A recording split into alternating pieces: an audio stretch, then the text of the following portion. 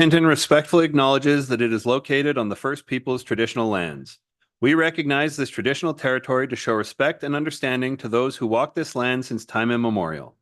Today, we uphold our ongoing responsibility to work together in the spirit of the intent of the treaties with all the First Peoples and nations that call this place home. The town expresses gratitude for the opportunity to build a better community on these sacred lands for generations to come. And with that, we will call this regular council meeting for June 18th, 2024 to order. Adoption of the agenda. Councillor, are there any additions or deletions to the agenda this evening? Administration, any additions or deletions to the agenda this evening? There are none. Thank you. Council? Councillor Hotz. Thank you, Mr. Mayor. I'd like to move that we adopt the agenda of regular council meeting June 18th, 2024. Thank you, Councillor Hawes. The motion on the floor is that council adopt the agenda as presented. Any discussion? Seeing nothing, we'll call the question. Councillors, please vote now. Councillor Reyes voting in favor by hand. That motion is carried unanimously. That'll bring us to section 3 of our agenda, council minutes for adoption. Councillor Hawes? Oh, sure. I didn't shut it off, but I can make that motion. I'd like to move that we adopt the minutes for the regular council meeting of May 21st, 2024, committee of the whole meeting, May 28th, 2024, special council meeting of May 29th, 2024, committee of the whole for June 11th, 2024, and the special council meeting of June 11th, 2024. Thank you, Councillor Hawes. Council, the motion on the floor is that council adopt the minutes from regular council meeting May 21st, 2024, committee of the whole meeting May 28th, 2024, special council meeting May 29th, 2024, committee of the whole meeting June 11th, 2024, and special council meeting June 11th, 2024. Councillor Chambers. Was the special council meeting not May 28th as well? Not May 29th? I believe that is correct. Administration? Can we confirm? Because it was right after the committee meeting.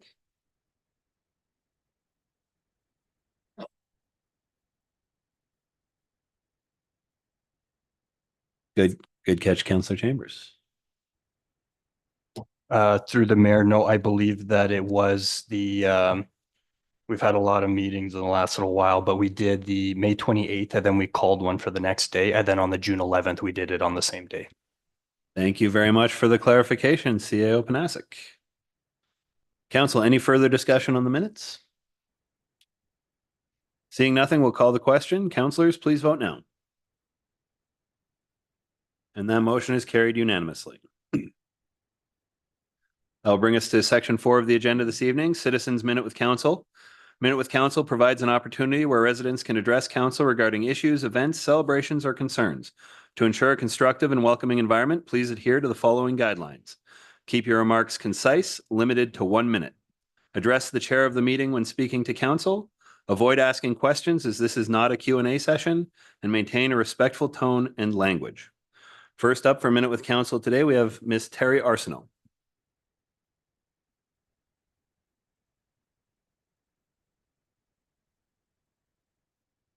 Hello, my name is Terry Arsenault and I got 3 concerns. I'm concerned that my taxes went up by 4.3%, whereas you announced that it would only be 3.3%. Why? Also, you guys have a reserve fund of like about $24 million, and I have not seen where our 5-year plan addresses the usage of these funds. Thirdly, I'm concerned that you are not being transparent about the sale of the town green space land to PAR 999 and the subsequent rezoning after the fact. It appears that a lot of people are against it, but somehow it is still went ahead, and we still have do not know the intentions of the deal and how it is going to be a benefit to the people that are at town. I've addressed these concerns before and was told that someone would get a hold of it and get back to me. But till this day, I have not heard anything. Thank you very much, ma'am. Next up for Minute with Council, we have Pam Zawadiak. Well, thank goodness for that.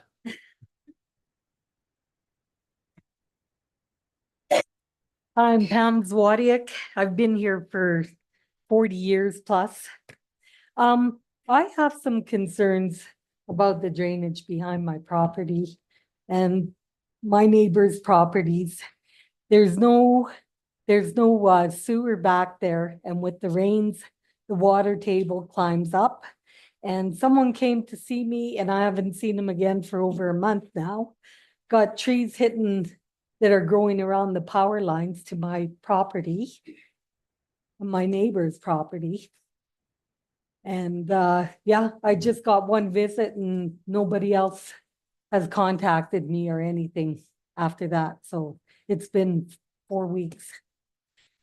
The other concern I have is PAR 999, and it's in regards to the development. And we haven't had any updates on the development, the townspeople, taxpayers. And a lot of us would like updates, what's going on with PAR 99. And I was just wondering that, like, is it possible a person could set up a town question and answer hall meeting? So that's all I've got. Thank you very much, Ms. Zawadiak. And next up for Minute with Council, we have Miss Virginia Otto, Ginny. Okay, thank you, ma'am. That will take us to section 5 of our agenda this afternoon, delegations and presentations. And item 5.1 is the Hinton Healthcare Foundation. And I believe we have Mr. Garth Griffiths and Ms. Fiona Murray Galbraith. Mouthful.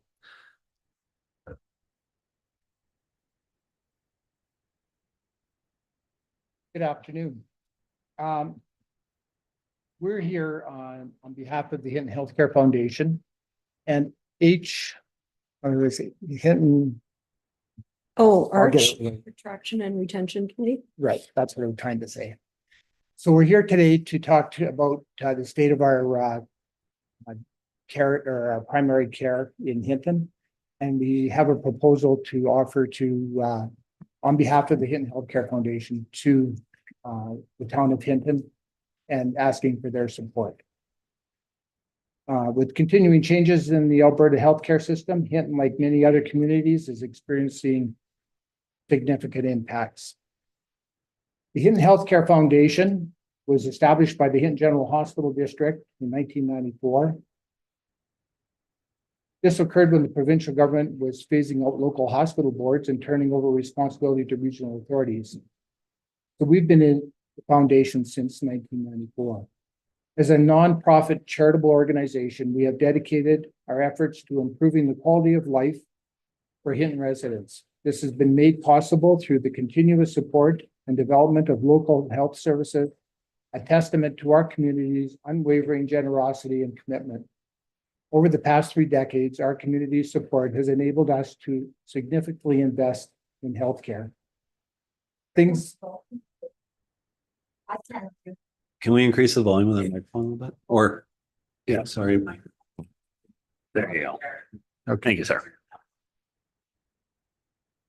Some of the projects that we've done over the years is supporting continuing care, visiting surgical programs, expansion of the community cancer clinic, upgrading the maternity and palliative care suites, enhancement to all waiting rooms, purchasing crucial capital equipment such as orthopedic surgical tools, etc. We also have been involved in enhancement of the dialysis unit and worked with some residents on the CT scan equipment. These investments have not only ensured that vital medical equipment is available locally, reducing the need for residents to travel for care, but also provide immediate access to necessary services. This has significantly improved health outcomes and instilled a sense of security in our community.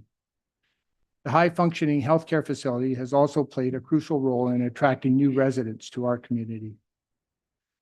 The Hinton Healthcare Center is a full-service acute care facility offering a range of services, including general and orthopedic surgery, pharmacy, rehabilitation, ultrasound, X-ray, CT scan, MRI services, as well as a community cancer and dialysis unit. With that, we have a proposal to offer or to suggest. To mitigate the, actually, this is all in writing and I hate reading stuff. Bottom line is that we have a situation in Hinton right now with our primary care. With the different medical people in Hinton don't have doctors. We have a challenge of keeping our medical staff here. And so what we have come up with is a plan to actually, maybe I better read it. You're going to find I really dislike doing this kind of stuff. To mitigate this risk and maintain essential healthcare services, the Hinton Healthcare Foundation is seeking the town of Hinton's support for primary healthcare access for a 2-year term. This support is crucial to maintaining and increasing access to primary healthcare, which includes physicians and nurse practitioners. The Hinton Healthcare Foundation is requesting $500,000 per year for the next 2 years to assist in establishing primary healthcare, as well as attracting and retaining primary healthcare providers in the community. Your assistance will be instrumental and essential in maintaining the high standard of medical care in this community. We believe that with the town's support, we can effectively navigate this period and continue to provide excellent healthcare services. Foundation will provide a governance role in the delivery of primary health care that includes operation and financial oversight of the Hinton Medical Clinic operations to ensure healthcare services are delivered in the best interest of the community. The foundation board members have strong business and healthcare administration backgrounds and will act as stewards of the financial contributions, ensuring that funds are used efficiently and transparently. Over the coming months, the Hinton Healthcare Foundation will continue to establish the framework and processes necessary to deliver on our goal to improve primary health care in Hinton. The foundation will communicate this status of this undertaking over the next year. And why is this a benefit to Hinton? Healthcare facility or healthcare accessibility, providing continuous access to healthcare for the residents of Hinton, reducing the needs for patients to travel for medical services. Attracting new physicians, develop and support a sustainable healthcare provider attraction, retention, and integration system to ensure ongoing community healthcare services. And finally, community well-being. Maintaining high standards of medical care will contribute to the well-being and quality of life in Hinton. We will keep the community informed and involved as we navigate these changes and work towards our goals.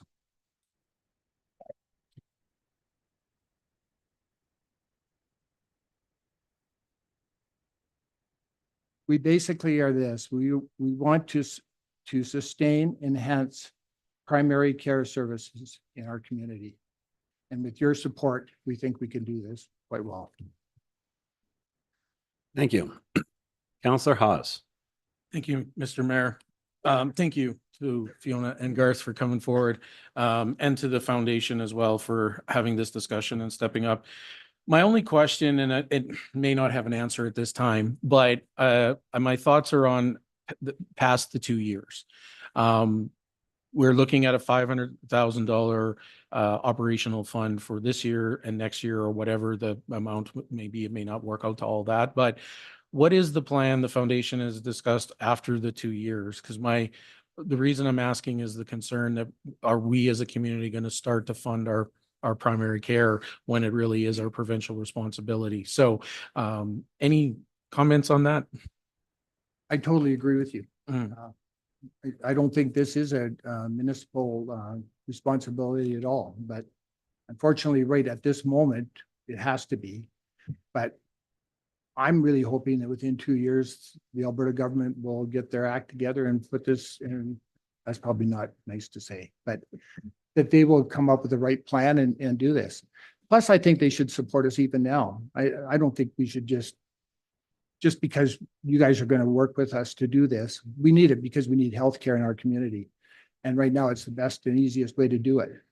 I think people like the county, the Alberta government, we'll go after anybody we can too. I think we need support from everybody. But I don't know the answer in 2 years. I don't know. Yeah, so if I can Follow up? follow up, yeah, please. So is it safe to say that if this occurs, then once you get into the operational of it, a sustainability plan going past, you might have a better understanding of that and have maybe a plan to be able to maybe share with council, when that can happen sometime? Because again, the fear is I don't want to continue doing this. I think you're right, Garth. I think we're in a situation where if we want primary care to continue in our community, we have to do something. It's just, is it going to be a long-term thing? That's the only thing. So I'm just hoping the foundation is going to be able to, once getting in there, figure out, what kind of time frame, because I mean, hoping that we get it is not necessarily going to get it, right? So that's the only thing I'm wondering is that the foundation's plan? Thank you. It definitely is. And I'm a taxpayer too. I mean, the last thing I want is our taxes to be paying for something that I think somebody else should be paying for. But right today, our medical staff are too important. We have to have them and we need them, and we have great people, and we don't want to lose them, and we want to attract some more good ones to come. So I think this is the plan that we can do, that we can make it work. And it is happening all over the province. We are not unique. Just even in our area, many municipalities are supporting healthcare, and in some places it's been happening for years and years.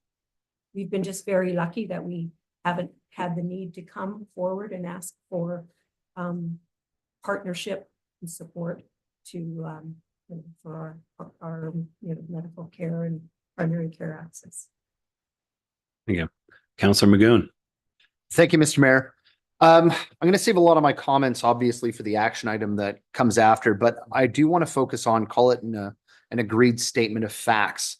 So I will take a couple of pieces from the request for decision and just make sure that we're all in alignment. Because to be fair, I think a lot of our citizens, they may have a general idea of what's going on, but I think some of the specifics, they, might shrug their shoulders and say, well, I didn't know that. Why is the town looking at a partnership with the Healthcare Foundation? And so from the request for decision, and I'll quote from page 1 of 3 on this action item. However, council has heard from its residents and the medical professionals that the primary care services in the town are at a critical breaking point, and that if something is not done soon, there is a risk that the medical clinic could close and that healthcare services could be reduced.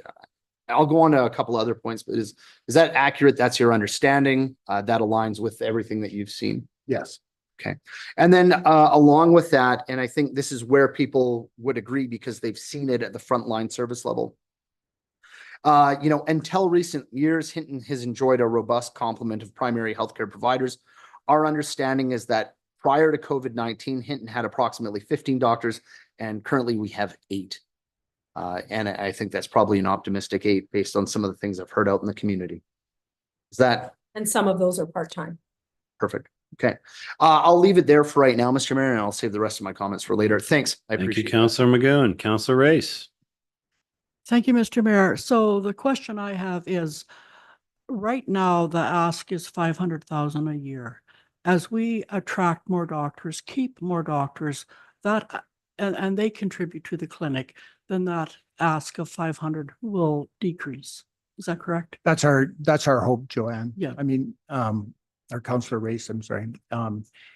I think what happens is there's a lot of things that could affect this. We're looking at different things, doctors. I mean, honestly, I really hope the Alberta government comes in and solves the problem. I really do. But I just can't tell you it's going to happen today. Okay, thank you very much. Thank you, Councillor Race. Councillor Chambers. Thank you through the chair. Thank you for the delegation. We much appreciate that. Just one question that's coming from the community, for them looking at the the letter that's been presented with the delegation today and looking at the number that's been put out, as there's not a big budget, not a lot of facts at this time. We know that this is put together really quickly. What would you say, excuse me, is the number one fundamental problem that this funding will address? So we understand that the money would be coming to the Healthcare Foundation, who would be looking after, as it said, the full governance role and deliverance of primary healthcare that includes operational and financial oversight of the Hinton Medical Clinic operations. So what fundamental problem do you see this addressing, I guess, from the community standpoint, just for some additional clarity? I think probably we also want to make sure that people understand that we also have a partnership with the physicians, and they are contributing their share. But it was getting untenable, the amount that they were having to pay to keep the place running with so few doctors. I think we're hoping that we would also be able to attract some physicians with looking at, well, great, I don't have to come in and buy into a clinic. I have to pay, are paying a percentage to a cap, which is attractive to attract new physicians. And, hopefully that will bring more physicians to the town within the next few years. Like 2 years is, I can't see that we're going to be at full complement of physicians by one stretch of the imagination.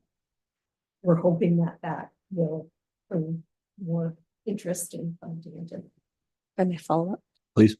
So essentially the funding is to kind of a deficit fund. The gap that we have right now is we have a lack of doctors at the clinic. And at the point when we would have a full complement of doctors, it would be a financially viable business model for them to independently operate again. And that's our goal, is to get them there, but fund this in the interim. Is that correct?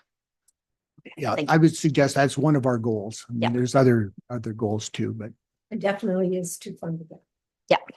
Okay, thank you so much. Thank you, Councillor Chambers. Councillor Race. Thank you, Mr. Mayor. Another thing I'm hearing is, our doctors work in the clinic, they work at the hospital, in Emerge, in the cancer clinic.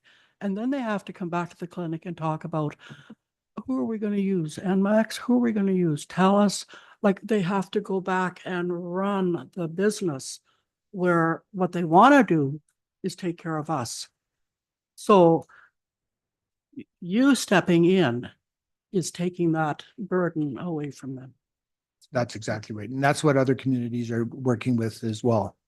They're using some foundations like ours to do this exact same thing. And it takes some of the business stress off of the doctors and the medical people, and that's fine. And that's good. We need them to look after us. Yeah. I don't think they went to school all that length to make a decision on utilities. You're right. Yeah. Okay, thank you. Thank you, Councillor Race. Council, anything further for our delegation today? Councillor Maguhn. And sorry, not to drive home the point too much, but, again, it's a clarification so that the public knows what the potential worst case scenario is. It's not unlikely that the breaking point that's being referenced in the report is the closure of the clinic and a hemorrhaging of doctors to other communities, correct? Perfect. Thank you. Thank you, Councillor Maguhn.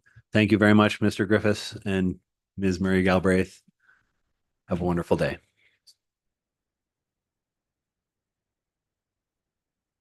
That will take us to section 6 of our agenda this evening, action items. And first up, 6.1, medical discussion, Hinton Healthcare Foundation, CAO Panasiak. Thank you, Mayor, through to the rest of council. So a lot of the rationale has been provided by the Hinton Healthcare Foundation, so I won't rehash that. But as the municipality, we are looking at this as how we could make this work from an administrative standpoint. So what we're recommending is that council directs administration to prepare a civic agency agreement with the Hinton Healthcare Foundation to support primary healthcare in the town of Hinton and return it to a future meeting of council. There are other options available to us in this regard, but I will rehash one thing is this type of relationship isn't unique in Alberta or in our region. You know, but it is something that has had good results in other municipalities, who have begrudgingly come into this kind of relationship because of the state of the medical professionals in their community. But we are certainly not unique to other communities in that regard. We do have some other options available for council to consider when it comes to this proposal. You know, we recommend that regardless of any option chosen, that we continue with the provincial lobbying efforts that we have undertaken. We've been fairly aggressive with the provincial government in trying to address this within the appropriate ministry. And we recommend that we continue that regardless of which direction we choose on this item. The other options, other than partnering with the Hinton Healthcare Foundation, that the town can take a direct role in the, you know, a purchase or operations of a medical clinic. The you know, alternatively, we could again be more direct in subsidization of certain services, or we can directly offer some other forms of attraction incentives for medical healthcare foundations, which is also fairly common in Alberta. We are recommending that we explore this a little bit further in the form of an agreement with the Hinton Healthcare Foundation. It's not that the municipality couldn't offer these services directly, but when you have a nonprofit with the mandate and the expertise available to you, we're recommending that if we do want to go down this road, that we do so with our partners at the Hinton Healthcare Foundation. If there are any questions, I'd be happy to answer. But at this time, we don't have a lot of details of what would be in the agreement. You know, we would have to structure that, bring that forward to council to take a look at a full proposal. Thank you, CEO Panasic. Councillor Maguhn.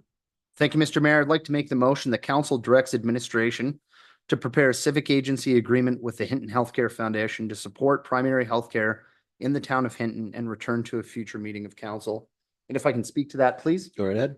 Boy, there's so much I want to say. And I will really try to temper myself a little bit because there are a few things that really get me fired up. This is one of those areas that I'm angry about. There are different orders of government with different levels of responsibility. And very clearly, I haven't heard a single person in this room not acknowledge the fact that primary healthcare and the funding of that system is a provincial responsibility. And for years, it's been identified that slowly things have been eroding and slipping away. And I really feel like that message has not been heard by our provincial partners. And in fact, a citizen came up and talked to me about their engagement with our MLA at the Filipino Independence Day celebrations, where they made the challenge very clearly.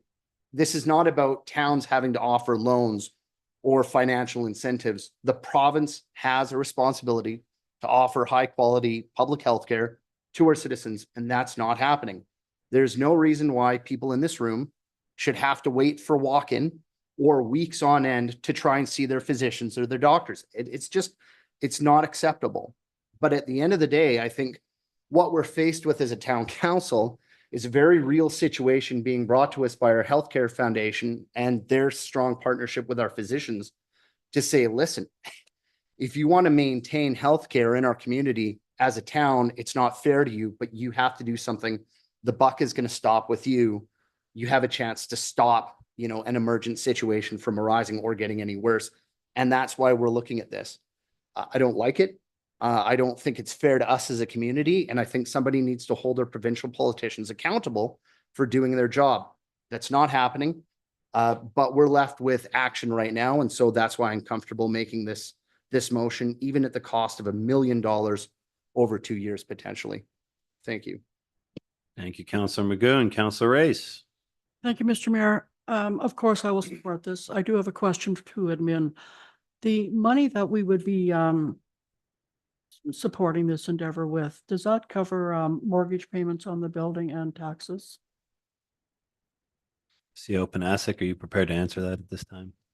Through the mayor to members of council, I don't have a good understanding of specific cost breakdowns at this point, other than I do have an understanding of what the total deficit is. So, but at this point, it would be looking at really we're deficit funding, this service and this asset. So it likely would include everything incorporated minus the physician contributions. May I continue? Yes. I know everybody says it's the government's job, and it is the government's job, but they're not doing their job right now. I'm worried. I'm worried about stroke patients. I'm worried about people with heart troubles. I'm worried about women who are pregnant, who come to the hospital unexpectedly and need to have a C-section. And do we have a anesthesiologist available to us? I am scared. I could almost cry right now. But this $1 million is a small amount of money to pay for the 10,000 people that mean the world to us. Thank you, sir. Thank you, Councillor Race. Councillor Haas. Thank you, Mr. Mayor. And thank you again to the foundation. I share a lot of what Councillor Maguhn said. I'm angry, but I'm also frustrated and disappointed. Because to a community, and I appreciate Councillor Race's words, but $1 million is a lot to a small community. And this is one of those decisions as a councillor. It's tough because I don't want to say yes because it's not our responsibility. We're responsible for our roads. We're responsible for our sidewalks, our mowing grass. We're not responsible for healthcare in our community, plain and simple.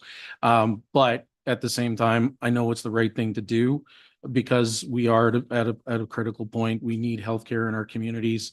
But I appreciate the CEO's remarks that we're going to continue to lobby our provincial government to do what they are there to do. If we start blurring these lines between what our responsibilities are between municipal and provincial and federal and you name it, it's going to create a more of a mess. And it's our provincial government that's creating this, and they need to really step up and do what they are there to do, and take the role of that. So I will be in support of this. I'm looking forward to hope that there is a light at the end of the tunnel financially for the town, whether it's the provincial government or whether it's other options. But at this point, yeah, I will support this motion. Thank you. Sorry, one more question though, if I may, to administration. So there's a bit of a timeline we're on with this. Going through the civic agency is something that as a formality, but it's not going to delay anything. CEO Panasic. Through the mayor to members of council, it could delay things from the first payment, but at least my understanding of talking with the Hinton Healthcare Foundation that as long as we have some positive indication and as long as we could start payments say in July, that would be a reasonable timeline based on my understanding. So this is something that we wouldn't wait on very long. This would have to be done quickly, but it possibly is going to be delayed by, say, roughly 2 weeks before we have a solidified agreement approved by council in place. Thank you. Thank you, Councillor Haas. Councillor Chambers. Thank you. I'd just like to say that I will be speaking in favor of this, and I understand clearly that we're not responsible at this level for healthcare, but we certainly are responsible for our citizens. I've worked with other communities that were in places where there was empty beds in seniors' homes because they were down to just locum doctors. It's certainly not somewhere that we want to get. And I think it's our job as leaders to look after our community and then hold our politicians at the various levels, hold their feet to the fire to make sure that we can try to lobby, but we don't do that at the expense of our people. So I think this is the right move. And I do think that we're very blessed as a community that we have the Hinton Healthcare Foundation who's willing to work with the physicians so closely so that this isn't coming onto us as a municipality. I think it's an excellent operational piece where they can work hard to, have that accountability, do the checks and balances, and continue to work with our administration to come up with some clear plans. So I'm very happy with how this has come about, especially in such an incredibly short period of time, and definitely interested to see what this agreement will look like and go through the details at that point. But I think it's a wonderful thing for the community to have at least some options where we can do that support. Thank you, Councillor Chambers. Councillor Magoon. Thank you, Mr. Mayor. And I'd like to end off on a very, what I think is a positive and constructive note. You know, I heard that there was potentially some concern, certainly from our physicians. I think they were worried about how this might feel out in the public, you know, a partnership of this magnitude coming to council. And for myself, although I'm pretty confident that most of our fellow citizens feel very similar. For all our physicians who might be paying attention tonight, and more than that, anybody who's involved in our primary healthcare and our healthcare facilities, understand that for myself, we support you. We understand the hard job that you do day to day, taking care of our friends, our family, our loved ones, wives, husbands, children, all that kind of stuff. Please know that we support you. And we understand what a hard job it is that you do, and that you're not getting the support that you need from the province and Alberta Health Services. So don't think that anybody's looking bad, you know, or thinking ill of the work that you do. It's hard enough. You don't need to be worrying about us. You just worry about taking care of yourselves and all those people that we love. So thanks. Thank you, Councillor Magoon. Anything further from council? Seeing nothing, I'm going to speak to this. I myself am deeply disappointed that it's come to this. It is absolutely absurd in my mind that we're going to ask municipal ratepayers who are already paying taxes to a federal government who has responsibility and control over healthcare with the Canada Health Act. Then they're paying taxes to a provincial government who is primarily responsible for delivering on these services. And now we're asking municipal ratepayers to pay taxes once again to go towards healthcare. And I understand that 8 out of 10 Hintonites right now are looking at a life without a family doctor. And that's not going to change with this. We need, as a community, to advocate for ourselves and for healthcare at the provincial level, at the federal level, and we need to tell our higher orders of government that the situation we live in today is unacceptable. I absolutely support this motion here today because local solutions have to be kept local sometimes, and help is not coming fast enough from the orders of government above us. So we're going to do what we can as a council and a community to support our healthcare professionals, to plug the leaks in the ship and keep us from sinking. But we need everyone's help in this community to advocate consistently and constantly for investment and proper regulation in our healthcare field. The system we have today is not fit for purpose. So with that, and for council, with the passing of this, I would like to know from administration what the communications plan is with our community, and if they require some direction for council to form a communication strategy and start talking about this in our community and building an advocacy strategy for the province. See, open ASIC.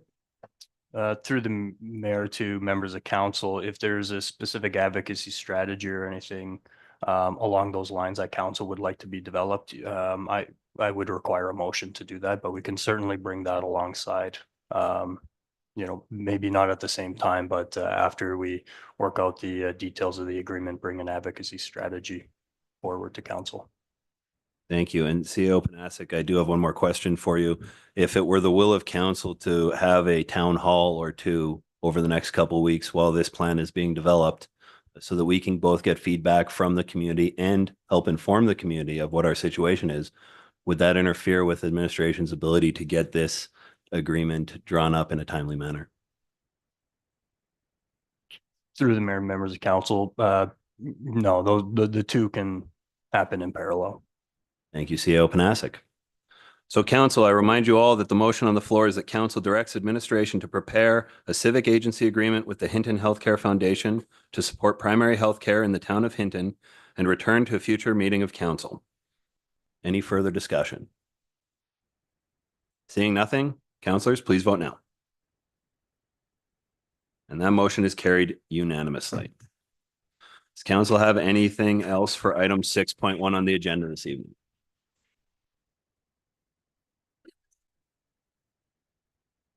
Seeing nothing, we'll move to item 6.2 on the agenda. Notice of motion, Councillor Maguhn. Councillor Maguhn, I'm going to give you the choice to read this motion or have the CAO present the RFD. Councillor Maguhn. If the CO wants to, pardon me, if the CAO wants to present the RFD, I think that's probably the most transparent way. And And I'll just leave it at that until he finishes, Mr. Mayor. Thank you. Thank you, Councillor Magoon. CAO Panasic. Thank you, Mayor, to the rest of council. So we are presenting an RFD in support of the notice of motion that we received from Councillor Maguhn, that council direct administration and the mayor to prepare a declaration of a state of emergency under the Emergency Management Act, citing a healthcare crisis due to the extreme shortage of doctors and medical health professionals in the town of Hinton. So when we looked at this, a declaration of a state of local emergency is something with that's very specific in its purpose, and it's to manage an acute crisis. I don't know if this would crest that that definition through the Emergency Management Act. But so we are not recommending that council declare a state of local emergency, as administration does not require the extraordinary powers that are outlined through Section 19 of the Emergency Management Act in relation to this topic. The authority to declare a state of local emergency in Hinton is delegated to the Emergency Advisory Committee and not necessarily council. I will say that the Emergency Advisory Committee is all of the members of council, but it's a separate body, and it would have to go through that in order to declare a state of local emergency in proper form. The state of local emergency would likely be terminated upon ministerial review. Those usually are reviewed by the minister immediately. In my experience, this would likely, because we would not require these extraordinary powers, they would likely cancel it. So if the intent of the motion is to apply political pressure, as we were just talking about, we could reword a motion to accomplish that goal. We have included some proposed wording that would be more from an advocacy stance versus a state of local emergency, included in option 3. But if there are any questions, I'd be happy to answer. Councillor Magoon. Thank you, Mr. Mayor. I do have a question, but I'll follow it up. I'm very likely with a motion.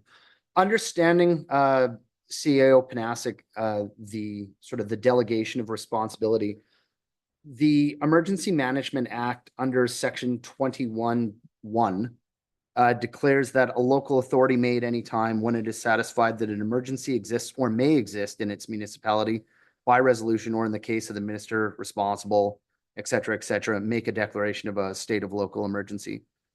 So does that preclude council from making a declaration of a state of local emergency? CAO Panasic. Through the mayor to members of council, yes, it does, within proper form, because that decision-making power, council has delegated that to the Emergency Advisory Committee. So you would not be able to do that within proper form. That would need to come from that body in accordance with that bylaw. And I'll just say that that's not abnormal for communities. That's actually best practice, because council, as you can imagine, in order to make any decision, it has to be made in proper form, which is a quorum of council and 50% plus 1. When you're in the middle of an emergency, trying to get quorum may be very difficult, and especially if communications are down, for example. So this is common practice that you delegate this to through bylaw to an Emergency Advisory Committee, who can make decisions that are not based on that legislative structure or some of that red tape. So you can make them a little bit easier, but because we have delegated that authority, we would not be able to do it at council. Okay, thank you. And so with that then, Mr. Mayor, I'd like to move that council declares a local healthcare crisis due to the extreme shortage of doctors and medical health professionals in the town of Hinton. And if I may. Go ahead. First of all, I express my appreciation to administration for finding that, call it the third way. I think that really gets the political point across. One of the things that we've heard from our medical professionals and our healthcare foundation is that there is certainly, I think, just a dose of common sense says, if we're looking to potentially stop this, call it what it is, I think, the crisis by spending $1 million over 2 years, there's an element of political pressure that needs to be applied. I think part of the problem is if you don't identify that there's an issue, Number one, you're not being transparent to the population. You're not giving them a chance to potentially speak up and express their frustrations and concerns to the province. And ultimately, we as a council, in my opinion, we wouldn't be doing our job. So is this a pleasant situation to be in? No. But ultimately, what are we going to do about it? Well, I think there's a pressure tool that we need to apply reasonably while maintaining respect, while maintaining those constructive relationships with our peers at different levels of government.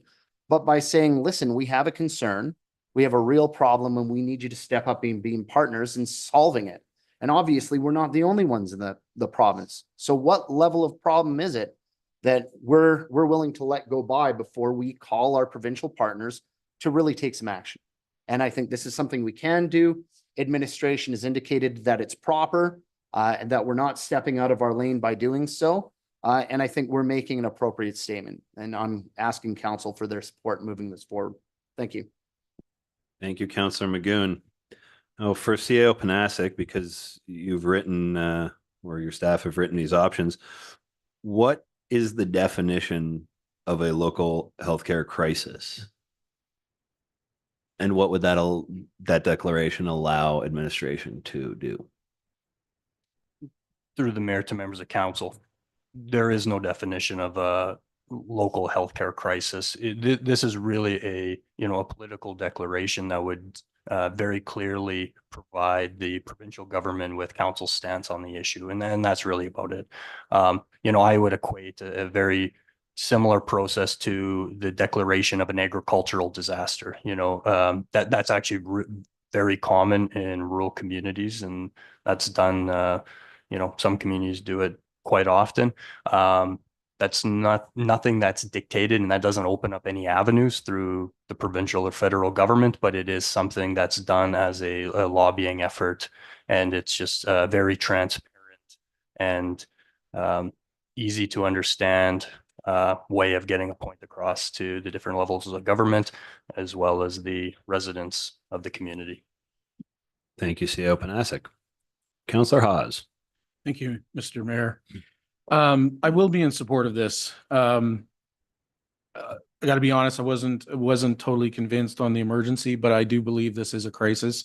And something that we learned recently in communications is motions like this get some traction out there in Alberta. And I think for me, identifying a crisis starts to look at our situation and see what's going on and can help with that advocacy, that lobbying. So I think this is the best way to go. I do believe. I mean, a crisis, in a sense, is not yet an emergency, but it's a risk, and it could turn into an emergency eventually. So I look at that as the situation we are in right now. We've created a Band-Aid with the past motion, but we still need to address this crisis. This is not the way to address it, as other communities may have done. I think there's other options. So I'm in favor of this, identifying it as a crisis. I just think that this is the way to get the word out there, get people talking, and maybe light a fire under those provincial partners. So thank you. Thank you, Councillor Hawes. Councillor Race.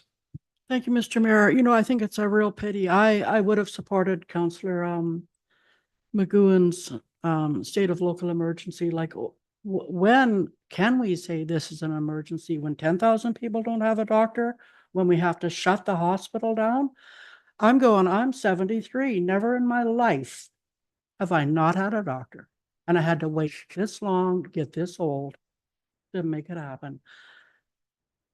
Another thing is, admin, will you be sending a letter to the government saying this is what we're doing? We're going to do declare a local health care crisis? Like, are they going to care?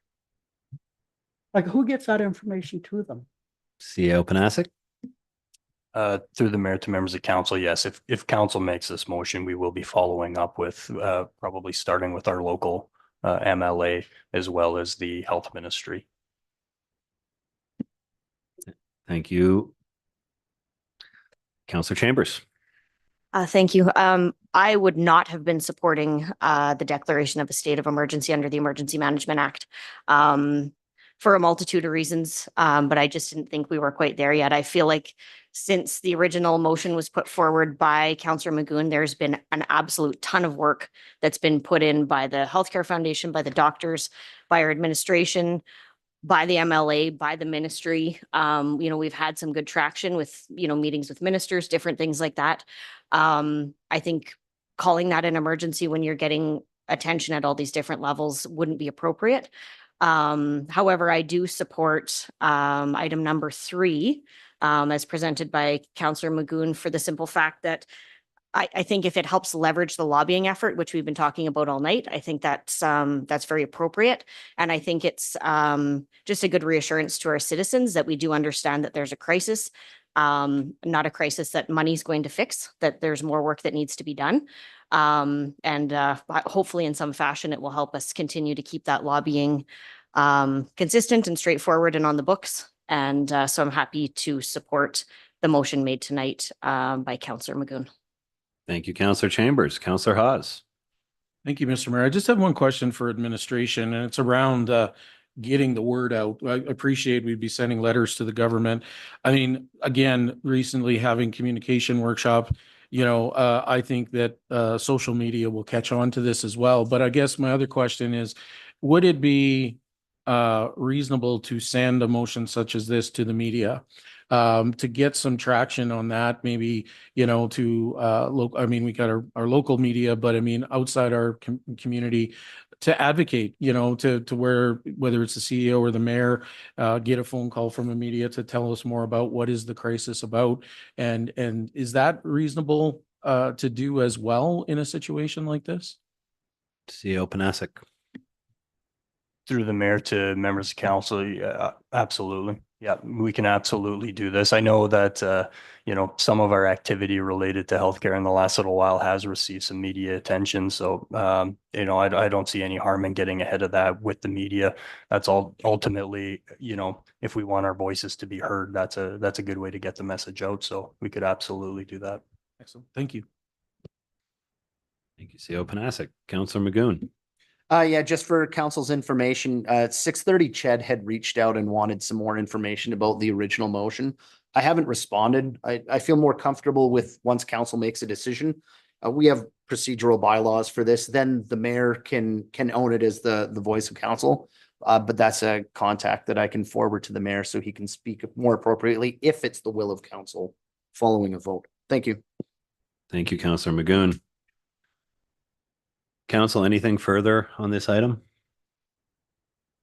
I'll just get the secretary to reset the vote. Somehow I'm listed as having voted already on this thing. And I'm going to speak to it. I was not prepared to vote in favor of the declaration of a local emergency. I do not believe the Emergency Management Act is appropriate or sufficient for an issue in a healthcare system. But I do believe that we are in a healthcare crisis. I think that's obvious with the sheer number of people that are losing access to healthcare every day. And I think it's a local healthcare crisis in the town of Hinton. But I think after attending the FCM conference and speaking to municipal leaders from coast to coast to coast, the problems that we're facing in Hinton are not unique. And it will take, again, public pressure on all levels of government that are responsible for healthcare to solve this problem. And so for the town of Hinton to advocate, absolutely, I fully support this motion. And I would like to, after we're done with this vote, see council bring a motion forward that has us communicating with, or has administration communicating with the people of Hinton, because not only did we do something that is unique and not status quo or not business as usual in dealing with item 6.1 today, where we're looking at funding healthcare, we are recognizing that that is a unique situation. It's not the norm, and it's not the way things are supposed to work by declaring this healthcare crisis. So thank you. So council, the motion on the floor is that council declares a local healthcare crisis due to the extreme shortage of doctors and medical health professionals in the town of Hinton. Is there any further discussion? Seeing nothing, we'll call the question. Councillors, please vote now. And that motion is carried unanimously. Councillor, are there any other items for 6.2 today? Perhaps a communications direction? Thank you, Councillor Maguhn. In support of the mayor's notion, I would like to put forward a motion that absolutely captures what his worship laid down originally. And I think he's much better at wording it than I was. Perhaps we can get the CEO Panasic to help with the wording of that so that he's got the exact right direction to have a great communication campaign with our community.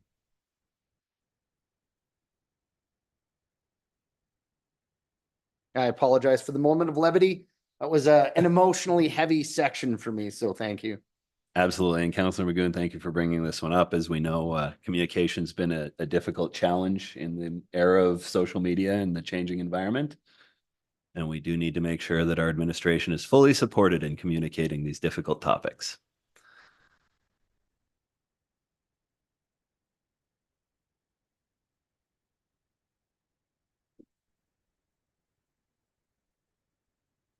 Yes, that's exactly what I said.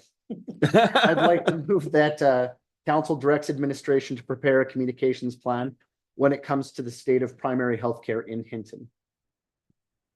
Thank you, Councillor Maguhn. Council, the motion on the floor is that council directs administration to prepare a communications plan when it comes to the state of primary healthcare in Hinton. Is there any discussion? Seeing nothing, we'll call the question. Councillors, please vote now. That motion is carried unanimously. Council, is there anything further for item 6.2 on the agenda this evening? Seeing nothing, we'll move to item 6.3, 2024 Spring Community Grant Awards. And I believe we have Hiral Tangri presenting. Now, Hiral is, I believe, the chair of this committee, and she is also a member of the Hinton Youth Advisory Council.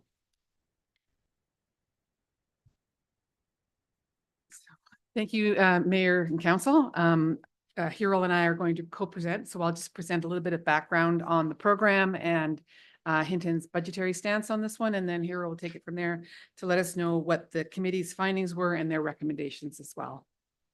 So first of all, thank you, Mayor, and through to the rest of Council. My first step was to introduce Hiral, who has been introduced now, so we'll move on. I also wanted to mention the names of the other committee members, just to refresh everybody's memory. We have Lila Moselle, Trevor Boutillier, Jace Rush, who is here tonight as backup, and Nora Allen. Apologies to Ms. Allen, whose name was misspelled in the report. Allen was the right way. So for the fiscal year 2024, Town of Hinton set a budget of $26,705 for community grants, which is 30% of the anticipated automated traffic enforcement revenue expected for the year. The spring intake of community grant applications closed on April 26th, and in total, 13 applications were received for a total ask of just over $80,000 for projects valued at over $161,000. The committee met 3 times, including with a majority of the applicants, largely in person, and finally, one more time to tally their point awards and determine a funding formula for 2024. And with that, I'll turn the presentation over to Hiral Tangri to explain the committee's findings and their recommendations. Thank you, Ms. Juke. And through the chair to the rest of the council. First, let me introduce the members of the 2024 Hinton Grant Funding Advisory Committee here tonight, which is Jace Rush. Along with considering all the applications and meeting with most of the groups, the committee considered that the purpose of the program is to fund one-time projects, up to 3 years of operating funding for new services, and funding for public services that also draw tourists. After, we ranked the applications from 1 to 13. Only one project we felt could probably not be scaled back to make use of a smaller grant amount. So, our recommendation is the list in the report of projects in order, with grants between $750 and $3,000, depending on the group. Do you have any questions? Councillor Maguhn. No questions, but just thanks for the hard work. This is a really important committee for council, and really it has been for a very, very long time. It's important to make some pretty tough decisions about these community projects and organizations. So thanks for being willing to step up to the plate and take a part in that. It's really appreciated. Thank you. Thank you, Councillor Magoon. Councillor Haas. Thank you, Mr. Mayor. Thank you, Chair. Very happy to see the youth on the chair. That's great. I just want to also thank the committee for the solution. I realize this was a tough one because this is taking all of the funds for there won't be a fall intake, but I think it's a great solution to try and fund as much as we can for this. I just have one question. I believe you answered it, but you said there was one that there was no amount other than the full amount that would accommodate them. Is that what the reason is for that one applicant? The money that we had left over wouldn't be enough to like make anything out of it, so. Okay, great. Thank you for that. Thank you, Councillor Haas. Councillor Race. Thank you, Mr. Mayor. I too want to thank you for your good work. I do have some questions. When we talk about the daycare, they had asked for $9,000 and they were given $3,000, a third of what they asked for. And the money for the daycare would have went a long way in getting maybe 18 more kids into a daycare and, parents out in the working world. I noticed that other areas like the movies, the fence, they were given 50%. So how did you come up with that? Let's just give this organization a third and the other one's a half.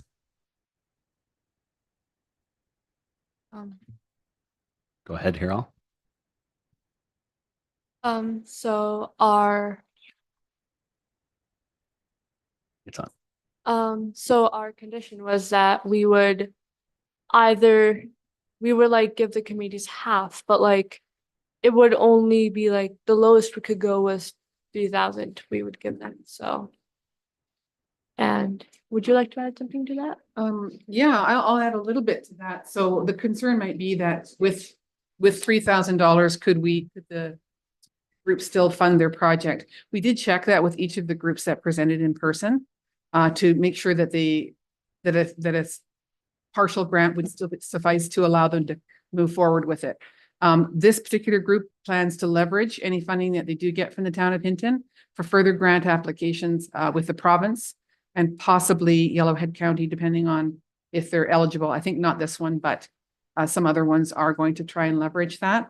So I don't think that we checked to make sure that all of the groups could complete their project if a scaled back version with partial funding, and this group did confirm they could do that. I do have one more question. Go ahead. Quick question, and it's to administration. The gotta find it here. Oh, the farmer's market. The farmer's market used to be at the Hinton Center that had a lot of tables, lots of tables, and now they've moved to the mall. So to admin, do we own the tables at the Hinton Center? CEO Panasic. Through the mayor to members of council, I don't know that, but I would look to possibly Deb or another member of administration who may. Ms. Duke. Thank you. And through the mayor to the rest of council, we do own the tables at the Hinton Center. It is a town facility and it's stocked with town owned assets. However, they are part of that facility, and the leaseholder for that facility who's operating it will need those tables there. If that was your question. Okay, already. Thank you. Thank you, Councillor Race. Yes, you're a part of the committee. Please step up and speak into the microphone for us. You were asking about the daycare. The library is getting some new furniture, and so I had them talk to the library manager, and they're going to give the shelving units and that they're replacing to the daycare center. So that'll help them without giving them more money. So just we were looking at all kinds of things. Well, thank you, sir. That's fantastic information. And just another prime example of why this committee is such a valuable committee for council and for the town of Hinton. And I thank you very much for your hard work. Council, do we have any further questions for our presenter today? Thank you very much for coming and presenting with us today. And Councillor Haas. Yes, thank you again. No questions. I'm going to proceed with the motion, the recommendation that council awards community grants in support of the following projects proposed in the 2024 spring intake for a total of $26,705. Number one, Canada Day long weekend swim meet, $2,800. Search and rescue hub for home base, $3,000. Indoor playground operational funding, $3,000. Daycare materials to increase capacity, $3,000. Movie market expansion initiatives, $3,000. Filipino Heritage Month cultural celebration, $1,630. Repair emergency shelter security fence, $3,000. Legion men's bathroom renovation, $3,000. Community financial literacy, $1,000. Hinton Run in the Rockies, $1,000. Farmers Market Mall relocation, $750. And community meals safeguarding the vulnerable, $1,525. And the council refers the matter of reviewing the future of the community grant program to the Hinton Grant Funding Advisory Committee for advice in accordance with the committee terms of reference. And if I can speak to that. Go right ahead. No, again, I think this is a very difficult job, you know, with a limited amount of funds. You know, I really appreciate the efforts and also the extra legwork that Mr. Reyes Jace mentioned that you know, looking for other options for some of these groups. So that's great. I'm also looking forward to the committee advice in the terms of reference. My only question is to administration,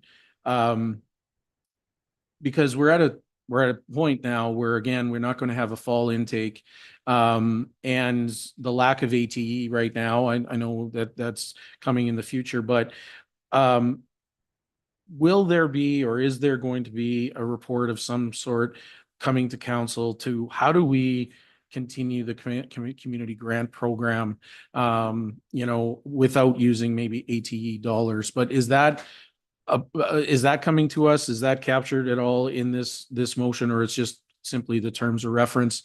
CEO Panasic. CEO Panasic. Through the mayor to members of council, I'd recommend that council, if that's what council wants administration bring forward, to make a motion for us to bring forward information relating to this program, because, you know, now that we do no longer have ATE programming, it's going to get difficult to budget within policy. And I think we will need to take a look at this policy. I imagine you know, based on policy, we budget 30% of our ATE revenue. Now we do receive revenue in 2024 because there is a long lag time between when the tickets are issued and when it works its way through the system to the town of Hinton. Come 2025, 30% of, I would imagine close to zero, will be very small. So I think we need to take another look at that policy and how we issue these funds. You know, over the years, you know, we have that reserve has built up a little bit, with 30% always going towards these types of initiatives, but certainly to take a look at that policy. I believe that's the ATE proceeds policy. But you know, I think it would be appropriate for council to make a motion to bring that policy back to a committee of the whole meeting. Thank you. Thank you, CEO Panasic. Councillor Reyes. Thank you, Mr. Mayor. Admin, do you know if the 50,000 is still going towards safety from ATE funding? CEO Panasic. Through the mayor to members of council, I don't know if we have specifically taken out dollars for safety. Through our policy, we dedicate about 10% of our ATE revenue towards safety initiatives. But those safety initiatives typically are just brought forward at the budget time and recommended to be funded out of there. But we don't dedicate that to be expended every single year. So if we do have safety initiatives that we are pursuing that would fit under this reserve, we'll bring it forward. But sitting here right now, I don't know of all of our capital safety related projects, what we had decided to fund out of that fund, but we can certainly bring that information forward. Okay, good. Thank you. Thank you, Councillor Reyes. Thank you, CEO Panasic. Council, the motion on the floor is that council awards community grants in support of the following projects proposed in the 2024 spring intake for a total of $26,705. Number one, Canada Day long weekend swim meet, $2,800. Number 2, search and rescue hub for home base, $3,000. Number 3, indoor playground operational funding, $3,000. Number 4, daycare materials to increase capacity, $3,000. Number 5, movie market expansion initiatives, $3,000. Number 6, Filipino Heritage Month cultural celebration, $1,630. Number 7, repair emergency shelter security fence, $3,000. Number 8, Legion men's bathroom renovation, $3,000. Number 9, community financial literacy, $1,000. Number 10, Hinton Run in the Rockies, $1,000. Number 11, Farmers Market Mall relocation, 2024, $750. Number 12, community meal safeguarding the vulnerable, $1,525. And the council refers the matter of reviewing the future of the community grant program to the Hinton Grant Funding Advisory Committee for advice in accordance with the committee terms of reference. Is there any further discussion on this matter? Seeing nothing, we'll call the question. Councillors, please vote now. And that motion is carried unanimously. And once again, I would like to thank the committee for their hard work. You've done great work for council this year. Council, is there anything further for item 6.3 on the agenda? Councillor Haas. Thank you, Mr. Mayor. I would, for this item, I'd like to propose the motion. CEO, can you mention that policy again to bring back? Perhaps just put it up on the screen That'll again, work. if you don't mind. That'll work. Through the mayor, I believe that's the ATE proceeds policy.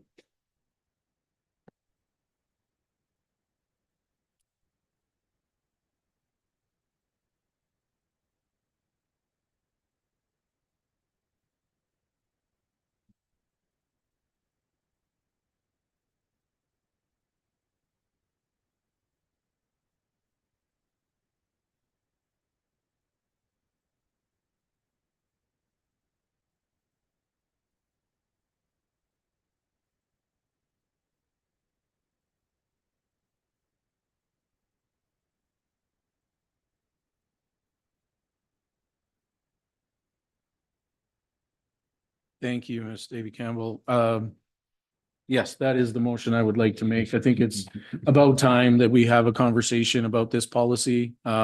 It's you know, the future of ATE, what it looks like and what we want to see coming from that account, specifically to the community grant, if and when the ATE fund does open up again, or program again. So thank you. Thank you, Councillor Haas. And council, the motion on the floor is that council directs administration to bring the ATE proceeds policy number 78 to a future committee of the whole meeting. And is there any discussion? Seeing nothing, we'll call the question. Councillors, please vote now. That motion is carried unanimously. Council, do we have anything further for item 6.3 on the agenda this evening? Seeing nothing, we'll move to item 6.4, Benefits Policy HR 1903 and CAO Panasic. Thank you, Mayor, members of council. So 6.4, 6.5, and 6.6, just together, they're very high level policies. I would call them more housekeeping, but in some cases they are important and they do enable us as administration to work with the necessary parties. So with the first one, benefits policy HR 1903, this one is authorized, or this one is required to authorize us as administration to work with our benefits provider and to manage the town's benefit policy. Thank you, CAO Panasic. Councillor Haas. Thank you, Mr. Mayor. I'd like to move that council approves the benefits principles policy HR 1903 as presented. And as CEO mentioned, this enables the administration has policy in place to deal with the benefits. So it's necessary for the organization. Thank you. Thank you, Councillor Haas. Council, the motion on the floor is that council approves the benefits principles policy HR 1903 as presented. Any discussion? Seeing nothing, we'll call the question. Councillors, please vote now. And that motion is carried unanimously. Take us to item 6.5 of our agenda today, Employment Relations Policy, HR 1904, and CO Panasic. Anything to add? Thank you, Mayor. No, I don't have anything to add. We are just updating this one. It is due for review, but only a very slight wording changes in section 1.1 has been revised. Thank you, CO Panasic. Councillor Chambers. I'd like to move that council approves the Employee Relations Policy HR 1904 as presented. Thank you, Councillor Chambers. Council, the motion on the floor is that council approves the Employee Relations Policy HR 1904 as presented. Is there any discussion? Seeing nothing, we'll call the question. Councillors, please vote now. And that motion is carried unanimously. Move on to item 6.6 of the agenda, Employment Principles Policy HR 1905. And CO Panasic, anything further to add on this one? Thank you, Mayor. Through to the rest of council. No, this one, once again, was just due for review. So other than updating the definitions in section 6 to match the current definitions as provided through the Alberta Human Rights Commission, there are no changes. Thank you, CO Panasic. Councillor Race. Thank you, Mr. Mayor. I'd like to move that council approves the Employment Principles Policy, HR 1905, as presented. Thank you, Councillor Race. Council, the motion on the floor is that council approves the Employment Principles Policy HR 1905 as presented. Any discussion? Seeing nothing, we'll call the question. Councillors, please vote now. And that motion is carried unanimously.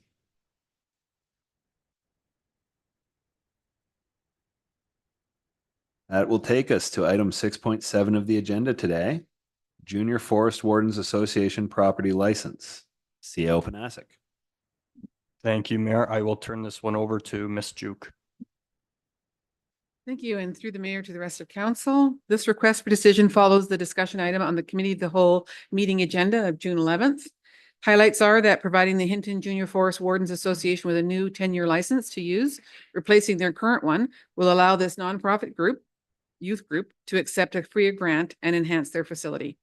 It's a town facility, and any improvements that are made on the property are also town property once the group moves on, if ever that does happen.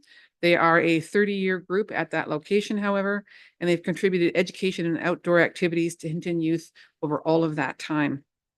Administration is recommending council approve the new license to use, and so with that, I'll take any questions that council may have. Thank you, Ms. Juke. Councillor Maguhn. Thank you, Mr. Mayor. I'd like to move the council approves the new Junior Forest Wardens Association's 10-year license to use for 500/600 West River Road is presented. And if I could briefly speak to it. Go ahead. This is an organization that has a long-standing history, especially in this area of town. And I think if you consider the value that youth organizations like the Junior Forest Wardens offer our kids, especially in an age where they are increasingly, engaged in, screen time and really just more sedentary opportunities for kids, this is a great opportunity for our kids. And primarily for our folks who haven't read the report, this gives them better access potentially to free grants, really to enhance their camp. So this is, for me, this is a no-brainer. I'd like to see them get all the support they can. Thanks. Thank you, Councillor Maguhn. Councillor Haas. Thank you, Mr. Mayor. And I echo, I think this is a great organization and it does bring a lot of value to our youths. I do have a quick question because there was a concern of the amount of time, the 10-year, that was a bit of an unprecedented amount of time. Typically, it's anywhere from 3, maybe extension to 4. But any comments on the 10-year license from administration? Any downfalls, any pitfalls, anything that may come from such a long agreement? Ms. Juke.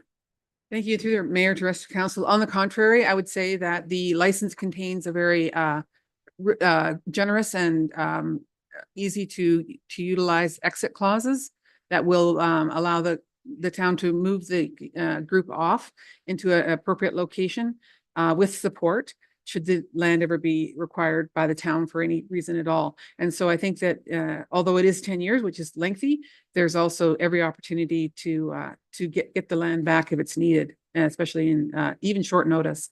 So if that's of any assurance. Okay, thank you. Thank you, Ms. Juke. Thank you, Councillor Haas. CO Panasic. Thank you, Mayor, to members of council. Just to add on to that a little bit, the mechanism that we use with Junior Forest Wardens is a license of use, and it's just it's a little bit of a looser agreement and it doesn't constitute a real property right. It's something that's usually revocable very easily by the property owners, which is the town. So I don't see much risk in it, but you know, when it comes to a nonprofit organization that you know, would like some security, I also do think that it sends a message that we intend you know, on honoring that 10-year agreement. You know, obviously it's a license of use. We can revoke that at any time. It's not a right to the property. So if junior forest wardens ever say went defunct and they try to move somebody else in, it wouldn't transfer over. So I mean, I think we're pretty well protected as a town. But you know, in the same breath, you know, to be good faith, we don't want to provide unrealistic expectations about what the town may be willing to provide them. So we have put 10 years, knowing that, you know, we do, you know, if something did come up, I mean, we could always look at an alternative arrangement, but that was our stance on the issue. Thank you, Seo Panasic. And council, the motion on the floor is that council approves the new Junior Forest Wardens Association 10-year license to use for 500/600 West River Road as presented. Is there any further discussion? Seeing nothing, we'll call the question. Councillors, please vote now. And that motion is carried unanimously. Council, is there anything further for item 6.7 on the agenda today? Seeing nothing, we'll move to item 6.8, Protective Services Advisory Committee Bylaw number 1130 TAC 1. I'm going to guess this is going to the chief, but Seo Panasic first. Thank you, Mayor. Actually, I will turn this one over to Ms. Bourbeau.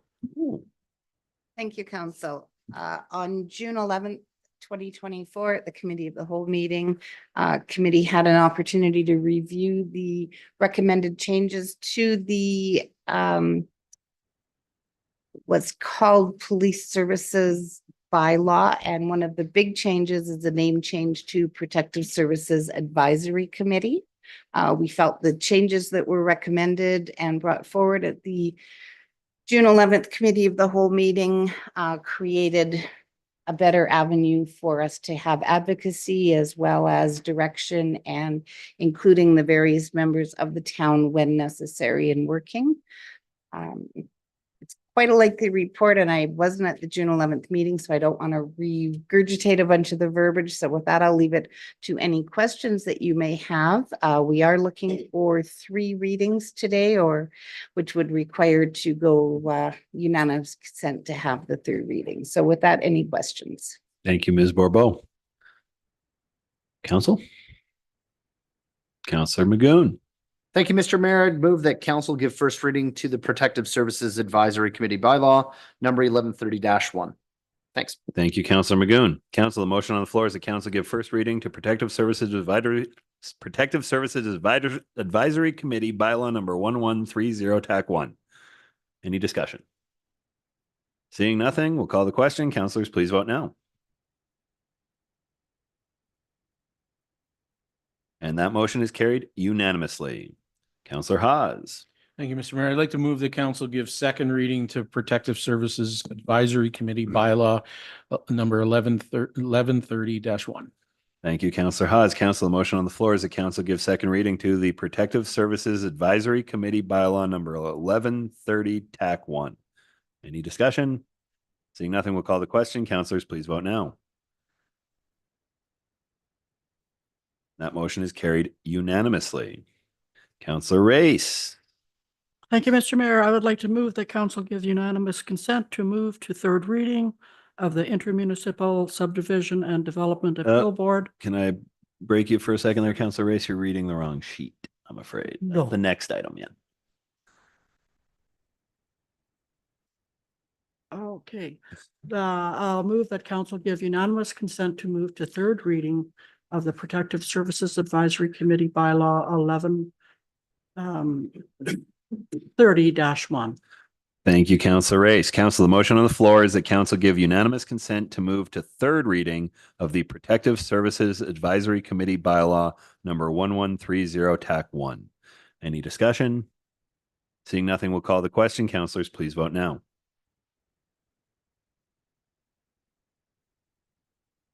And that motion is carried unanimously. Councillor Chambers. I'd like to make a motion that council give third reading to the Protective Services Advisory Committee bylaw number 1130-1. Thank you, Councillor Chambers. Council, the motion on the floor is that council give third reading to the Protective Services Advisory Committee bylaw number 1130 TAC 1. Councillor Hawes.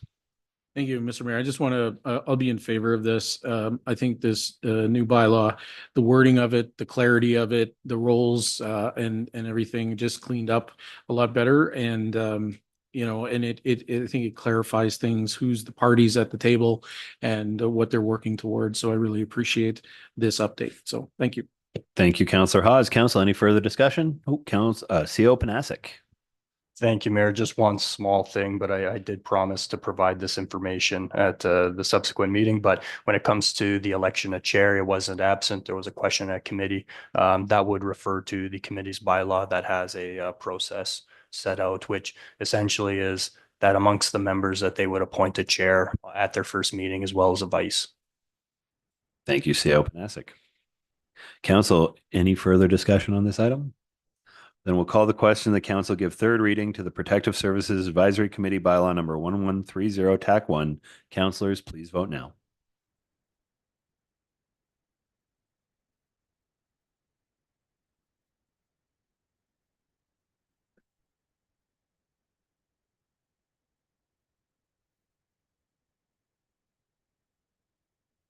Councillor Race in favor by hand, and that motion is carried unanimously. Council, is there anything further for item 6.8 on the agenda this evening? Seeing nothing, we'll move to item 6.9, Intermunicipal Subdivision and Development Appeal Board bylaw number 1199 and agreement. CO Panasic. Thank you, Mayor. This will go to Ms. Bourbeau as well. Ms. Bourbeau. Thank you for that. So before you, the request for direction on the Intermunicipal Subdivision and Development Appeal Board bylaw and subsequent agreement. Administration is seeking 3 readings on SDAB bylaw 1199, which upon adoption rescinds all powers previously held under bylaw number 1038-1. This bylaw 1138-1 was signed in 2010, and it regulated the SDAB actions between Hinton and the town of Grand Cache. Bylaw number 1199 provides the necessary legal framework for the town of Hinton and the town of Edson to establish a subdivision and development appeal board that can facilitate future hearings of subdivision appeals and/or development appeals within each of the municipalities. Followed by, if agreeable to council, administration is seeking to enter into an intermunicipal subdivision and development appeal board agreement between the town of Hinton and the town of Edson. The request stems from direction received at the March 12th, 2024 Committee of the Whole meeting, where administration was asked to return to a future meeting of council with the necessary SDAB bylaw and written agreement for council's consideration.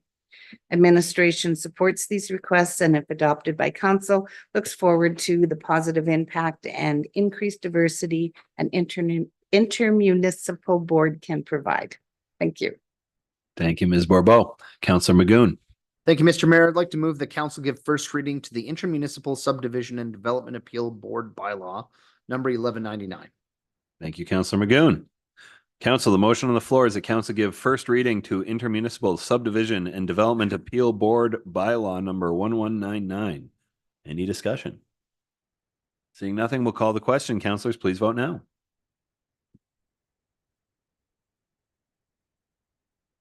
And that motion is carried unanimously. Councillor Chambers. I'd like to move that council give second reading to the Intermunicipal Subdivision and Development Appeal Board bylaw number 1199. Thank you, Councillor Chambers. Council, the motion on the floor is that council give second reading to Intermunicipal Subdivision and Development Appeal Board bylaw number 1199. Any discussion? Seeing nothing, we'll call the question. Councillors, please vote now. That motion is carried unanimously. Councillor Race. Thank you, Mr. Mayor. I'd like to move that council give unanimous consent to move to third reading of Intermunicipal Subdivision and Development Appeal Board bylaw number 1199. Thank you, Councillor Race, and we all know you've been chomping at the bit for that one. The motion on the floor is that council give unanimous consent to move to third reading of Intermunicipal Subdivision and Development Appeal Board Bylaw number 1199. Any discussion? Seeing nothing, we'll call the question. Councillors, please vote now. And that motion is carried unanimously. Councillor Haas. Thank you, Mr. Mayor. I'd like to move that council give third reading to the Intermunicipal Subdivision and Development Appeal Board Bylaw 1199. Thank you, Councillor Haas. Council, the motion on the floor is the council give third reading to Intermunicipal Subdivision and Development Appeal Board Bylaw number 1199. Any discussion?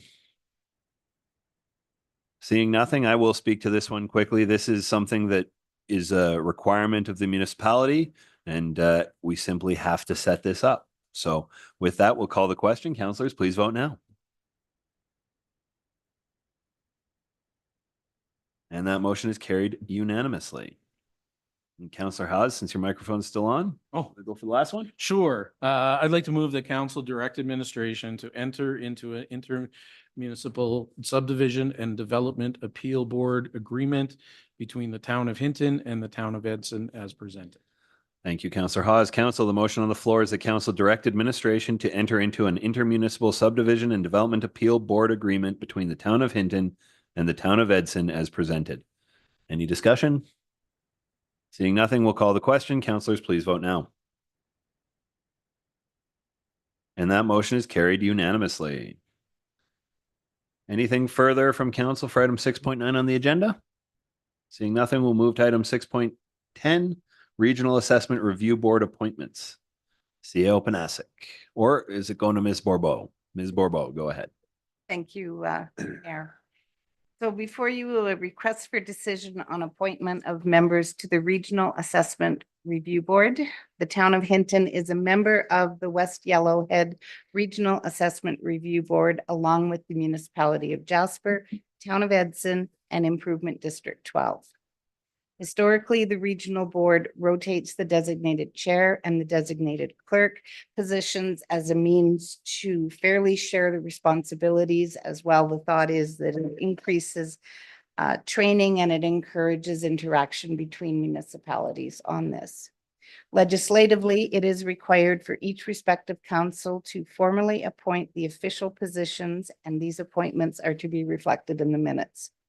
So the recommended action for council today is requesting the appointment of Leah Beamish, who is from Hinton, as the designated chair, and Rhonda Morgan from Jasper, who would be the designated clerk for the one-year term effective July 1st.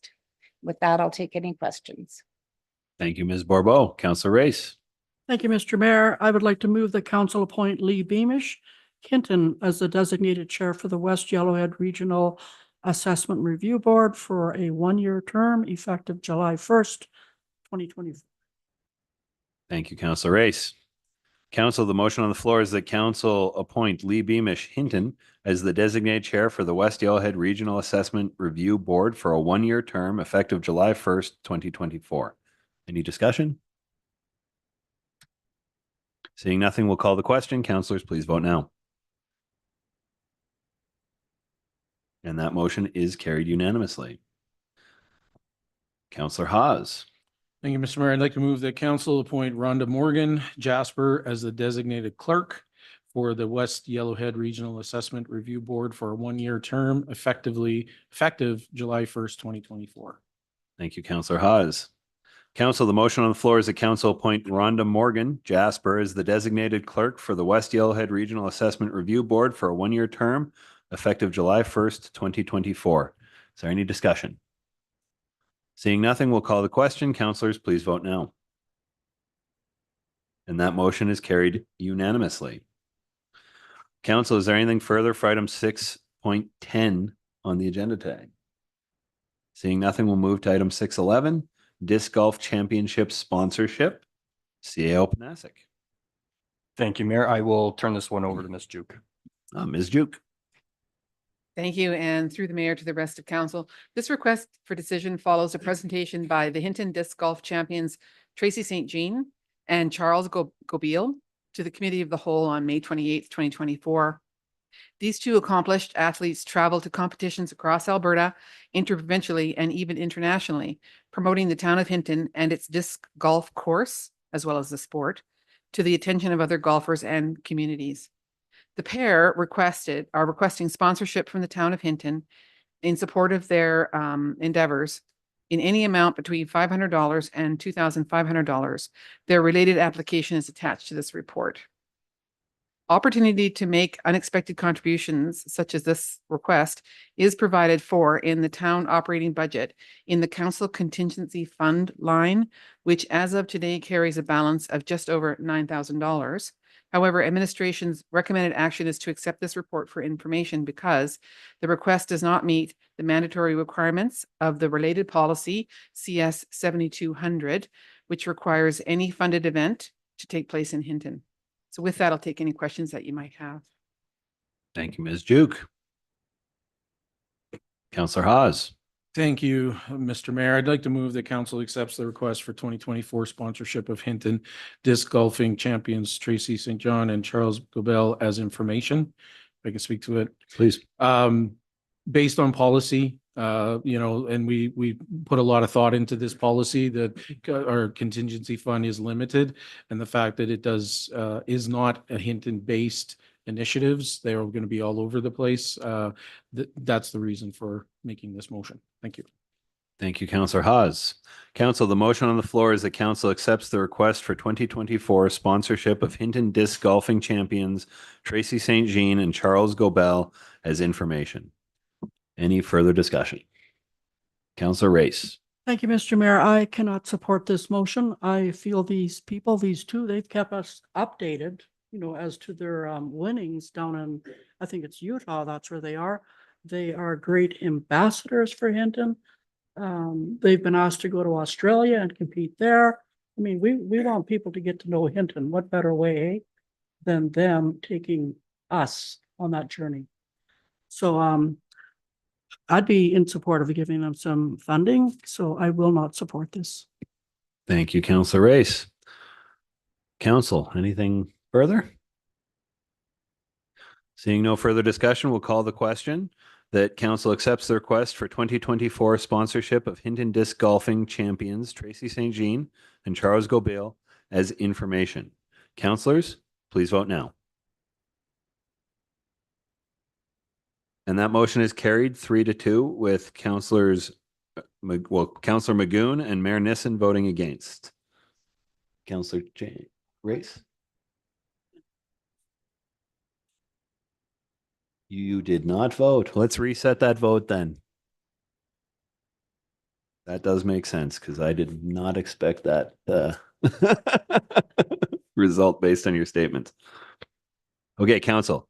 We will once again call the question that council accepts the request for 2024 sponsorship of Hinton disc golfing champions Tracy St. Jean and Charles Gobel as information. Councillors, please vote now.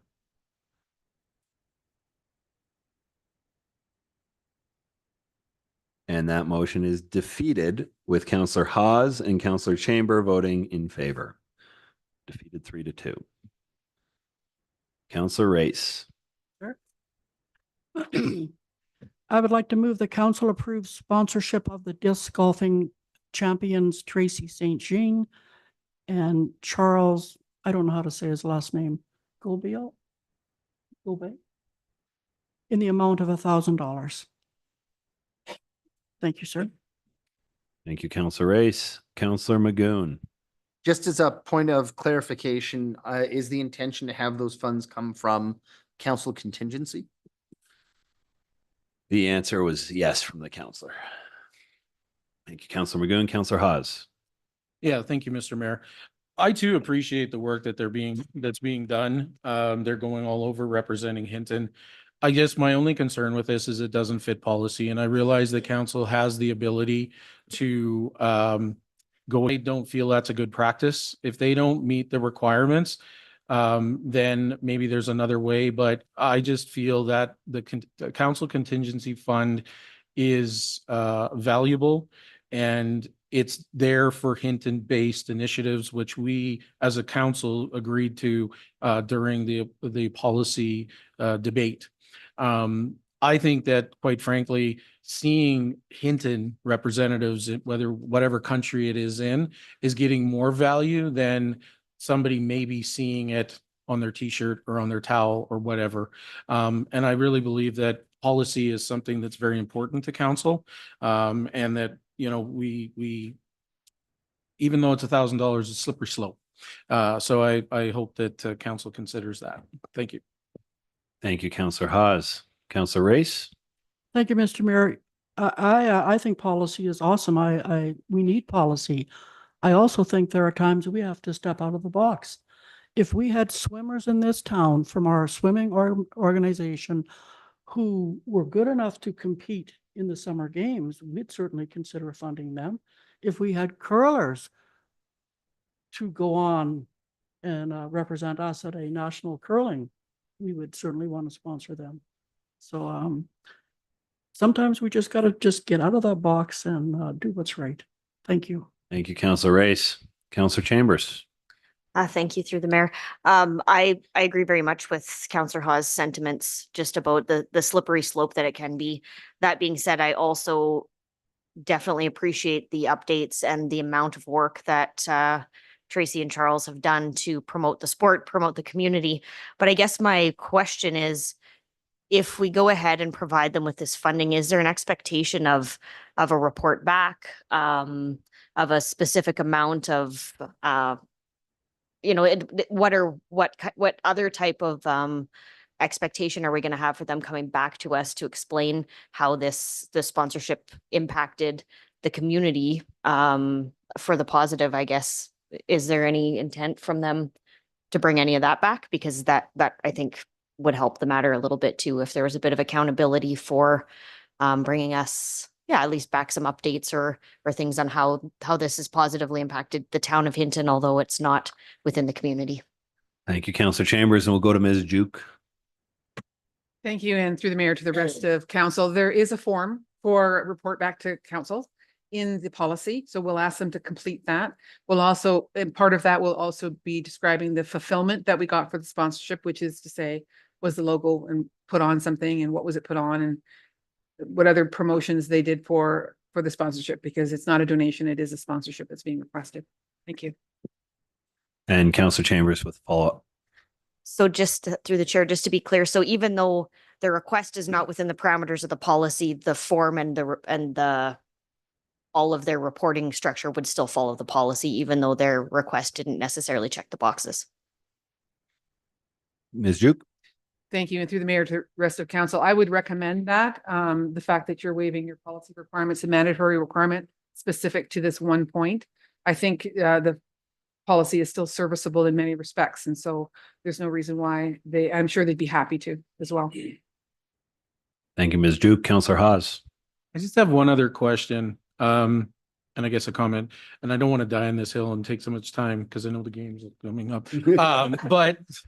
But one of the criterias also was if did this group have the opportunity to apply for the Hinton grant funding, or that we just approved. And I recall that part of our conversation deliberation is that if they had the opportunity, then that would be what they could have applied for versus this contingency fund. So I guess my question is the timing. Did they know they were going? Did they have the opportunity that they could have applied through the Hinton grant funding as opposed to the contingency? Ms. Duke? Thank you. And through the mayor to the rest of council. Great question. Thank you for that. The policy, the program, the community grant program, they would not have been eligible for that program. Been not a formed nonprofit, various other reasons, particulars for the initiative as well. I think it fits better with the council contingency fund. It's an unexpected. Okay. So if I can make just one more comment and then I'll be done. The comments made if they were going to swimming or going to curling, if it didn't fit the policy, then I would be against it, as I am this evening, because these are Hinton based. And I agree with Councillor Chambers, is how much benefit is this really going to bring to Hinton, the community, with this sponsorship versus having an actual Hinton based event or whatever that might bring other community members. So I'm going to leave it at that and go to the vote. Thank you. Thank you, Councillor Hawes. Councillor Race? Thank you, Mr. Mayor. I'll just quickly comment on that. You know what? We'll never know the impact unless we do it. We won't know the impact unless we give this money and support these people. Thank you. Thank you, Councillor Race. Seeing council's had a good firm discussion here, I would like to weigh in my 2 cents. I see these two individuals doing something unique. The Hinton Disc Golf Course is a civic agency. We do fund the disc golf course, and this is a prime opportunity to advertise its existence right across North America, really, and potentially even into international markets. I think the disc golf course is a fantastic asset for our community, and I would love to get the word out about it. And I do see this as an advertising opportunity. My question for administration, though, is I understand that the community grant fund, these folks would not have qualified. They don't seem to fit in the one-off financial request policy. Ideally, is there a policy framework that we have as a municipality where a request like this would fit most appropriately? Or is this just happening in our gray area? Ms. Duke? Thank you. And through the mayor to the rest of council, potentially the sponsorship policy, which is quite aged and has not been really implemented for quite some time. We didn't look at that. My apologies for that oversight. We didn't look at that. And I believe that policy does speak to town sponsorship of some items. So potentially it should have gone there. And so if you'd like, we can take a look at that and bring back a report or go forward in the manner that we're doing tonight. Thank you. Thank you, Ms. Duke. And I will put that to council, knowing that there is potentially a different policy measure that this could come back at. Do we want to move forward with this vote now, or does council have any interest in seeing what the new policy would look like? Councillor Hawes? Well, I think based on that information, I think if there is a policy that might be a better fit, I'm all for sponsorship. It's just this particular policy, it's that slippery slope. So if there's another option, I'd be more in favor of that than this particular one. And I also want to state to the community, I know we're talking a lot about this, but the contingency fund is a very significant fund with limited budget, and we have, only so much to work with and a lot of the year left, so I think it's very important that we're making sure that money is going to where it's intended. So if there's another policy, I'd love to see it. Thank you. Thank you. And Ms. Duke? You through the mayor to the rest of council, with a very, very, very short recess, we could give you that answer right now, if you'd like. CEO Panasic? Through the mayor to members of council, I think I can provide that right now. But I just pulled up the policy purpose, and it's the policy formalizes the conditions for the town to enter into an agreement with an external party to sponsor and advertise all or part of a town facility, service, program, or event. It applies to all arm's length contracted relationships between the town and businesses, organizations, and individuals that contribute either financially or in kind in return for recognition, public acknowledgement, or other promotional considerations. So through the mayor, that is the high level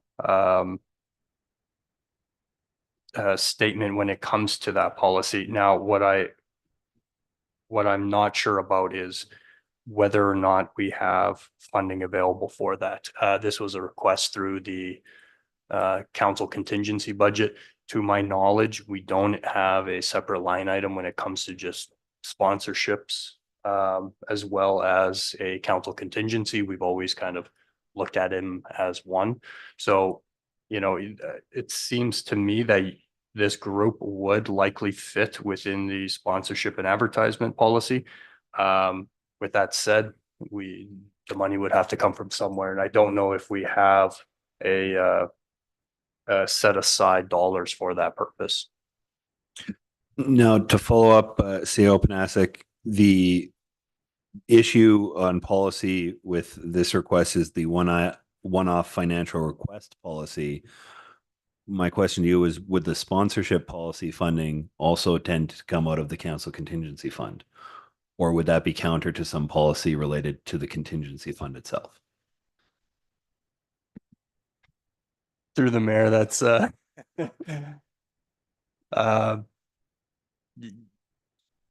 oh, sorry, I'll Miss turn this, Bourbeau. to Miss Bourbeau because we could make it work. That is, that's a tricky one, but I'm sure we could. Ms. Bourbeau?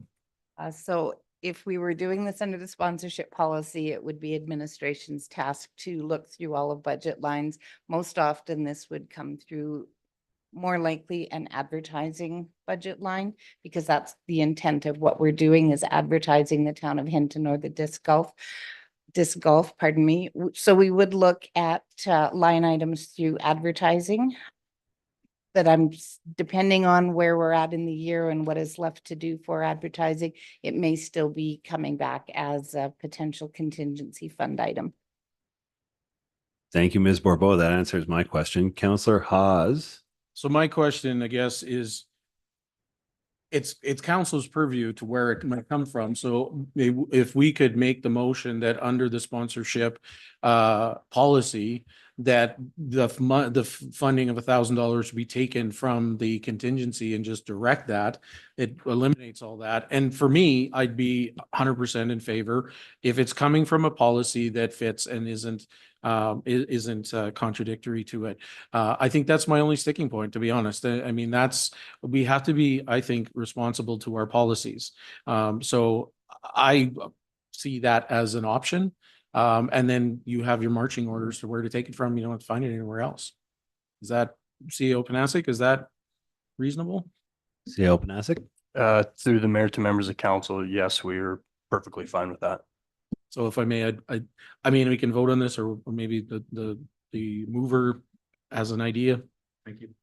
Thank you, Councillor Haas. Councillor Race? Thank you, Mr. Mayor. I would like my motion to stand. You know, I can remember when our contingency fund was at 20,000. Last year, we took it down to 10. We're at what, $9,157. So this year we've spent what, $800 out of our contingency fund. We're doing really good with that fund this year. So I have no issue with the money coming from the contingency fund.